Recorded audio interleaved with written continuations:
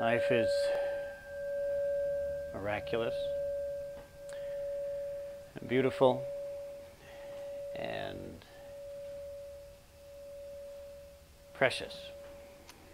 It is deeply true that life is precious.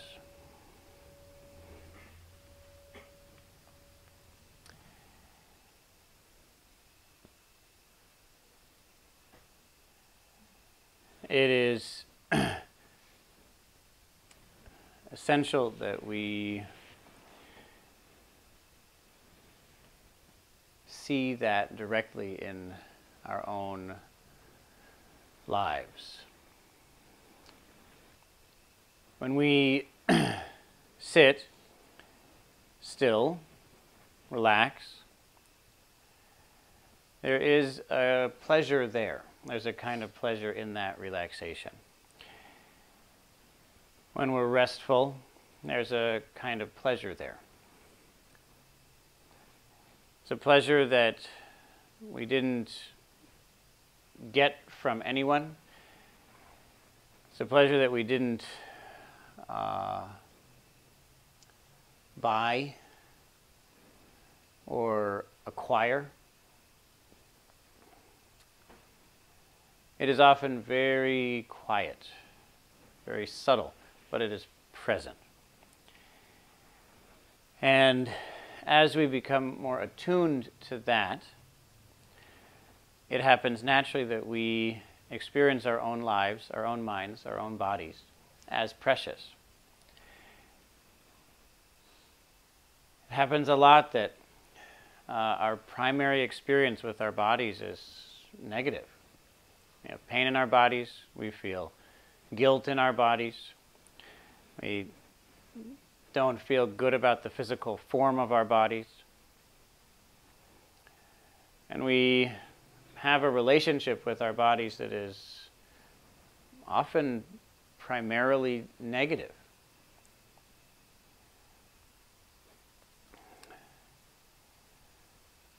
But this body is alive.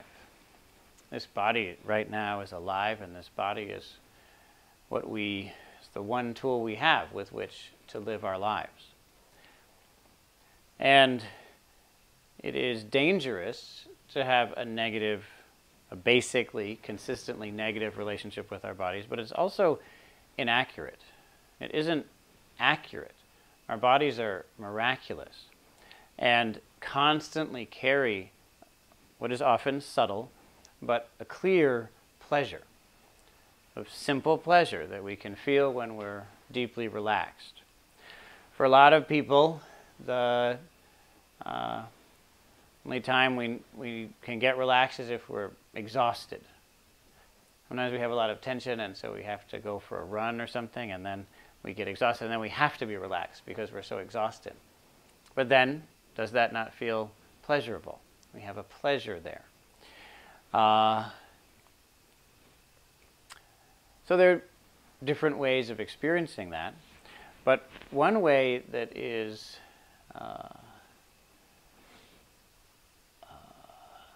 constantly useful is if we practice relaxing and we practice feeling the pleasant sensation of relaxing. The more we practice that, the more available that experience is. The more available that experience is, the more positive our relationship with our bodies will be. The more positive our relationship with our bodies are, the more we appreciate the precious nature of this living body, of being alive. And so it's essential that we cultivate our sense of pleasure, our appreciation of our bodies at the deepest level. It's also the case that we use our bodies to do things. We use our bodies to do this and to do that. We use our bodies to do things. And we can choose which things we do and which things we don't do. And as we use this tool that we have to produce the effects in the world that we most deeply feel are precious, then naturally we come to feel that this body is precious. If we choose to use this body to do things that we don't feel are precious, then it's only natural that we'll have a gradual descent into the sense that this body isn't precious.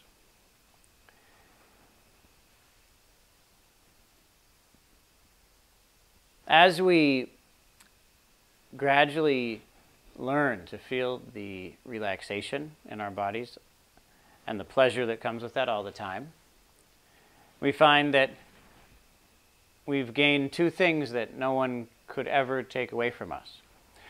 We've gained the inherent sense of pleasure, the inherent joy of being alive, which of course no one can take from us. It's not possible. Even if we're suffering, still suffering in this body, and this body is alive, and that life has a joy to it. But we're also gaining something else. We're gaining a skill. We're gaining practice. And when we have a skill, that skill can't be taken away. Someone can't come along and remove that skill from us and steal it and sell it or something. We have that skill. We have gained it. And when we have the sense that there is a happiness that comes just from experiencing this body right now, just from being in my body right now, there's a happiness that comes from that, then there's a great confidence that comes with that. There's a deep confidence that comes with that. When we have kinds of happiness that people can take away from us, then we're going to feel insecure. But when we have a kind of happiness that no one could take away from us, then we begin to feel more secure, more confident. And when that happiness is the result, the experience of that is the result of a skill, then again we have a sense of confidence. We feel confident. We know I have a skill that is effective. It's effective at giving me access to a sensation that's always present, the sensation of the joy of being alive. And because that's a skill that I have developed, I have confidence in myself. I have confidence in the ability to feel that simple joy. If we have that kind of joy, if we have, to the extent that we have that kind of joy, we become less dependent upon other forms of happiness. This is very important to see. As we have increasing access to the simple happiness, the simple joy of being alive, we do not need as much of other forms of happiness.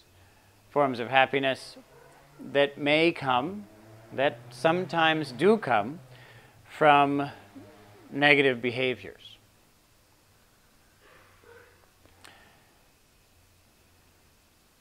Whatever those negative behaviors are. We may enjoy, say, making ourselves feel bad.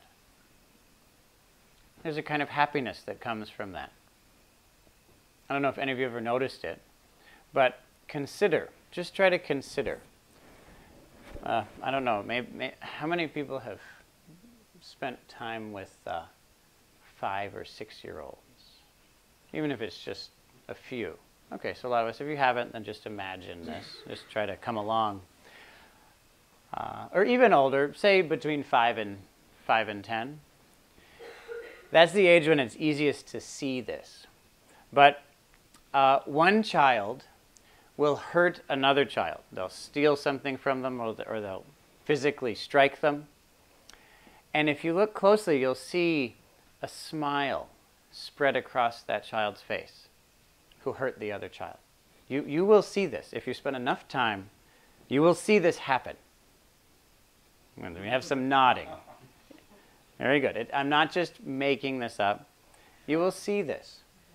And you notice that, and if you look closely, it's very interesting. That smile there's a sense of happiness there. They're smiling for a reason. But if you look very closely, there are two words that I would use to describe that kind of happiness. Helpless. A sense of helplessness in it. A sense of helplessness in that. And there's a sense of insecurity in that. There's insecurity and helplessness and power and satisfaction, all mixed together in that smile. And if a 5-year-old can feel all of that as they hit a 4-year-old with a toy, then we should consider the possibility that we wouldn't have any trouble experiencing all that when we hit ourselves with a thought. We can. We can experience all of that when we abuse ourselves. We feel that sense of power, sense of accomplishment. I have the ability to hurt someone. I have the ability to control someone. That feels good. And yet, is there not a sense of insecurity and helplessness there as well? So we have that. Sometimes we have that. But as we gain access to a kind of happiness that is deeper than that isn't based on helplessness and insecurity, then that kind of happiness simply becomes less appealing. It just becomes less appealing. And when it's less appealing, we do it less.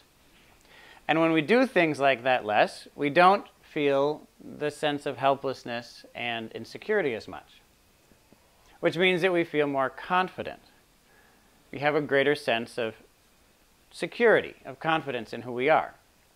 And so we feel better about who we are, because our behavior is demonstrating something that we can be secure in, something that we can be proud of. And so the happiness that we experience in association with our body increases. We have more happiness in our body because when we feel proud of ourselves, we feel it in our. That's why we say, I feel proud, because we feel proud with our bodies. In our bodies, we feel proud. We feel confident. That's why we say, I feel confident. I feel confident means that we feel it. That's why we say the word feel. Oftentimes people don't notice that. But feeling confident is different from thinking confident. People don't usually say, I think confident. They say, I feel confident. So we feel confident. We feel that sense of confidence in our bodies, which means that our relationship with our bodies improves. It becomes more positive. And when it's more positive, then we have more access to the pleasant sensations of being alive. And when we have more access to those pleasant sensations, we don't need the kinds of happiness that come from abuse. And when we don't need that as much, we don't do those behaviors as much, so we feel better about ourselves, and we feel better. And since we feel better, our relationship with our body improves, which means that we're happier, which means that we have more happiness.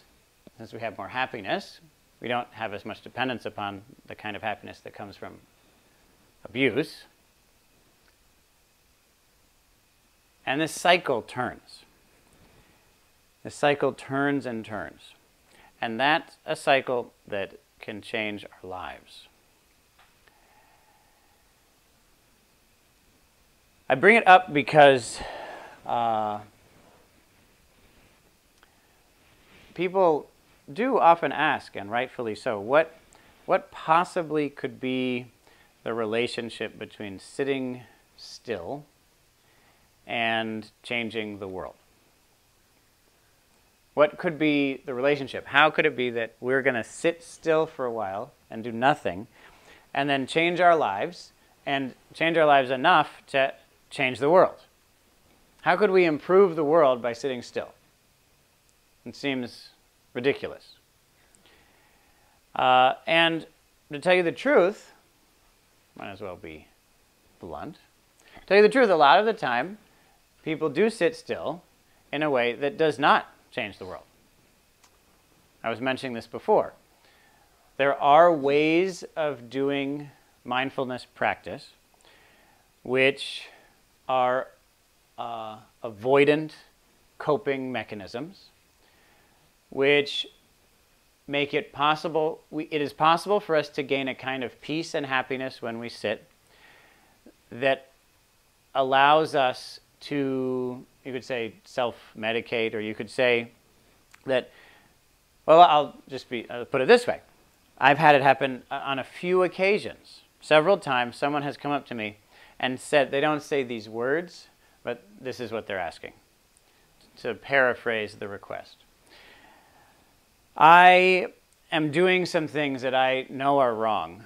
I feel really bad about it, and it's making me really suffer because I feel so bad about my behavior. I know that this isn't what I was born to do, and it isn't fulfilling my potential. And because I know that, I feel bad every day. Could you give me a kind of meditation practice that would allow me to continue to behave in this way but not feel bad? Can you do that for me?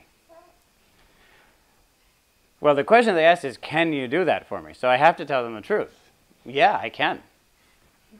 There are practices that will enable that. Absolutely. I am able to teach this to you in such a way that you could use it to facilitate behaviors that you know are wrong and that cause yourself and others suffering. That is entirely possible. But I have actually the sense, my friend, I say to them, that you're not just asking, can I do that? I think you're also asking, will I do that? And no, I will not do that. I will not help you in that way. But there are a lot of teachers who will. So feel free to. I actually won't even help you to find them, however. Won't even support it that much. Because this path must be connected to our lives. It must be connected to our behavior. We often feel afraid, of course. We can feel deeply insecure. We can feel deeply, deeply insecure about whether we're able to change our behavior. A lot of the time we've been trying to change our behavior for days, and we haven't been able to do it. Other times, we've been trying to change our behavior for years, and we haven't been able to do it. Other times, we've been trying to change our behavior for decades, and we haven't been able to do it. And so naturally, there comes a point when we think, I can't do it. And that's proof that I'm not a very good person. And so we live in that sense of insecurity. We live deeply in that sense of insecurity. And I have a difficult job. I have a hard profession because my job is to work through that insecurity. But I don't know of any way to work through that insecurity without facing it.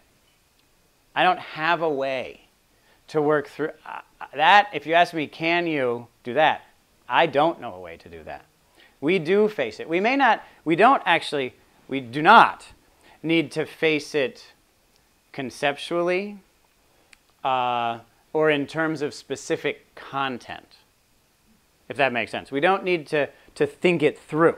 We don't need to dwell on our past failures and work through it in that way. That is a good possibility. That's a good thing to do. Nothing wrong with that. But it's possible to do it without any of that. We can go down to the very core, to the basis of what is maintaining the cycle of insecurity.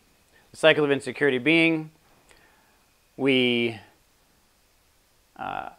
act like someone who we're really not. We do what we know ourselves is wrong. So we feel bad about ourselves. So since we feel bad about ourselves, we don't trust ourselves as much.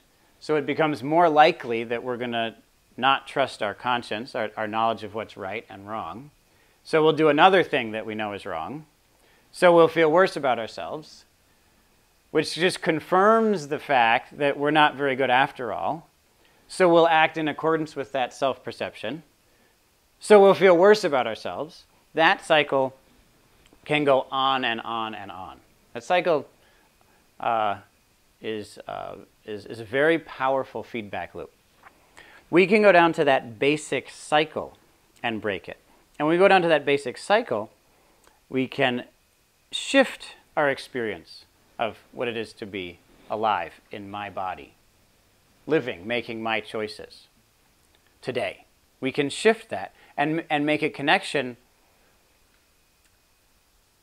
You see, it's so interesting because what we try to do, we try to use the sense I'm a bad person in order to become a better person. Now that's somewhat effective, but it's surprisingly ineffective. So we shift it and we notice the sense of happiness that's already present in us. We notice the sense of happiness that comes from the knowledge of what we've done well. And we confirm that, experience that deeply in our bodies, and then have a greater sense of confidence, which makes it easier for us to do what we know is right, which makes it easier for us to feel confident. And that cycle, what you could call the cycle, the cycle of authenticity, arises. We're living in accordance with our conscience, which makes us feel happy. So we don't need forms of happiness that come from doing what we know is wrong. So we change our behavior relatively easily, and that cycle begins. In order to make this actually work,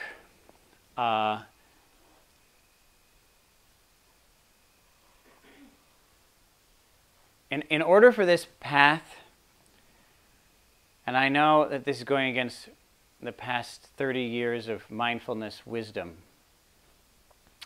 You see, mindfulness got brought over to the West recently, and the way it was done was that the thing I'm about to say was carefully removed from it. And that's why it's so popular. So that's good. That was excellent. But now maybe it's popular, so we can try to take a step forward.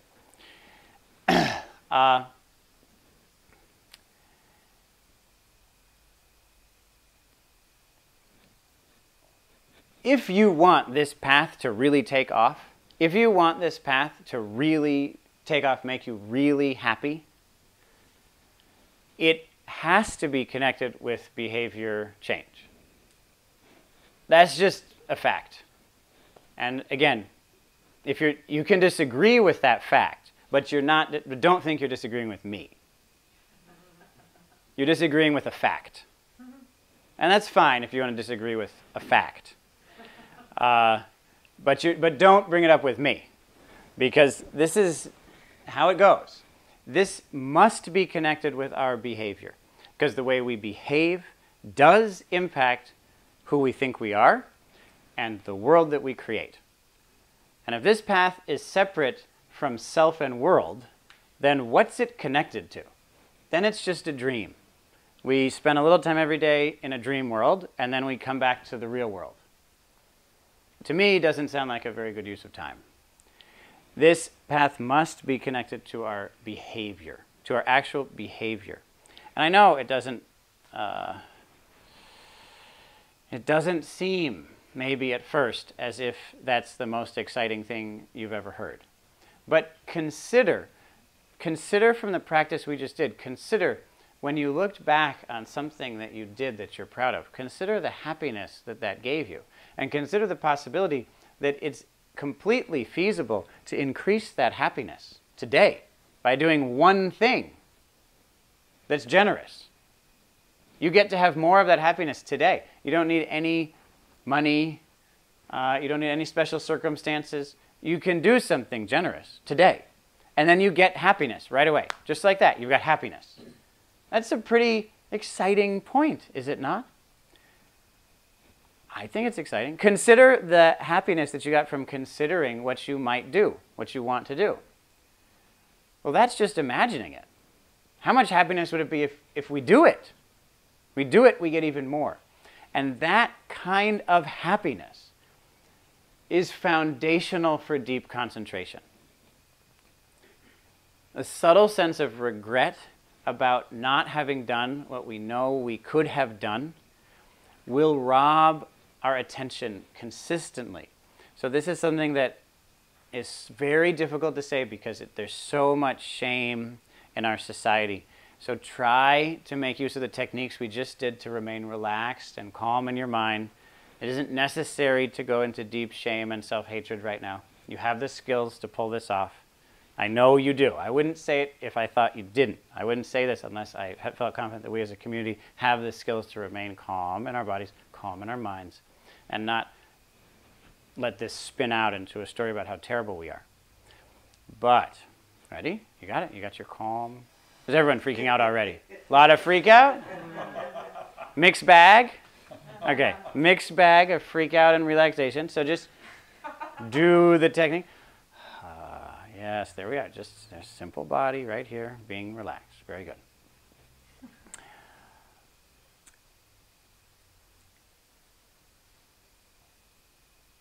If we're having trouble concentrating, let's say that we're having trouble concentrating. Let's just say maybe someone was having trouble concentrating at some point.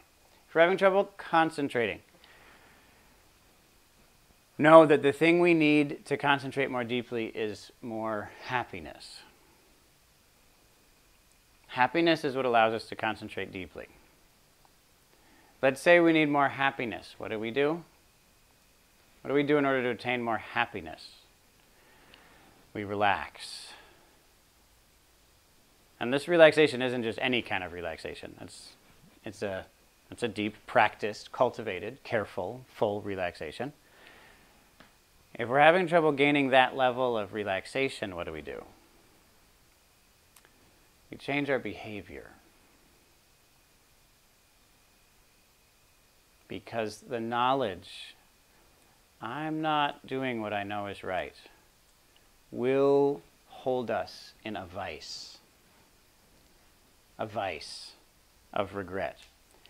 The moment we turn that regret into action, the moment we turn that regret into a different behavior, I'm going to say it one more time, listen, the moment that we change sense of regret into an improved behavior, then the regret is being used for what it was designed to be used for. Regret is not supposed to be used to increase shame.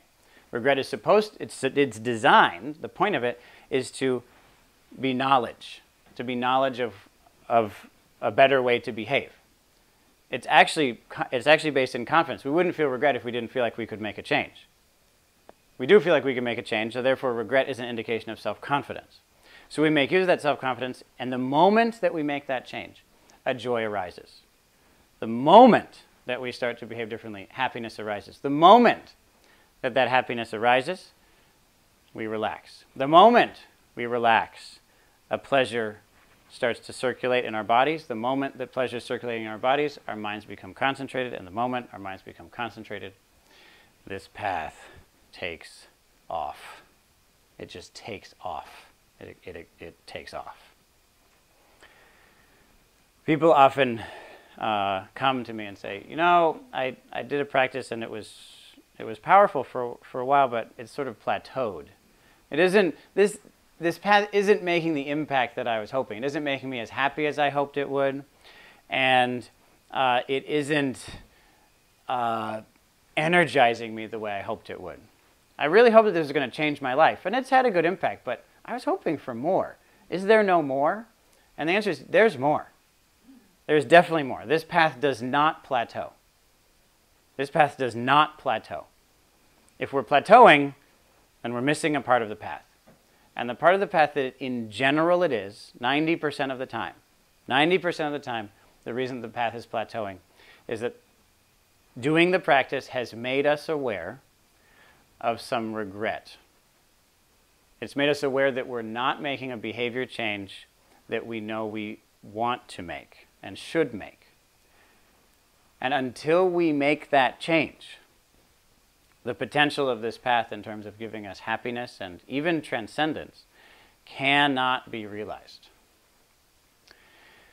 So, for me, the thing that made me happy just now was the hope that we would share with each other, that we as a community would share with each other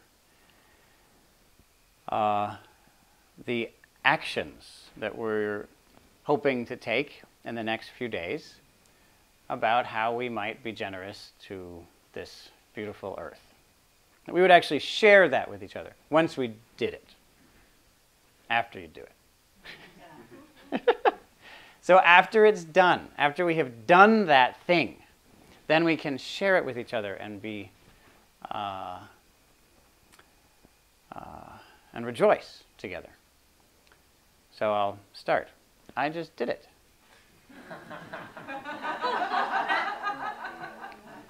I feel great. That was what I was going to do. And I did it, which proves that I'm powerful and capable and competent and magnificent. That's proof. Here I am, right in front of you, a powerful, magnificent person. This is what we look like, right here. Yeah.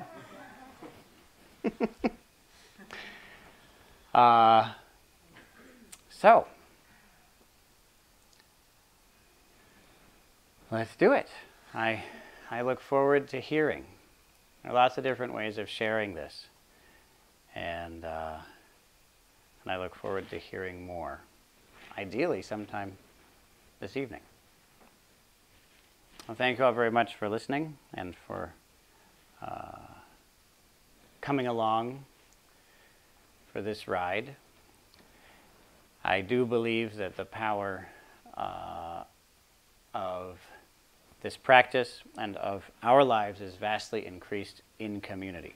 And so I am glad that we're here empowering ourselves and this community to bring forth a path that gives true happiness and true transformation to the world.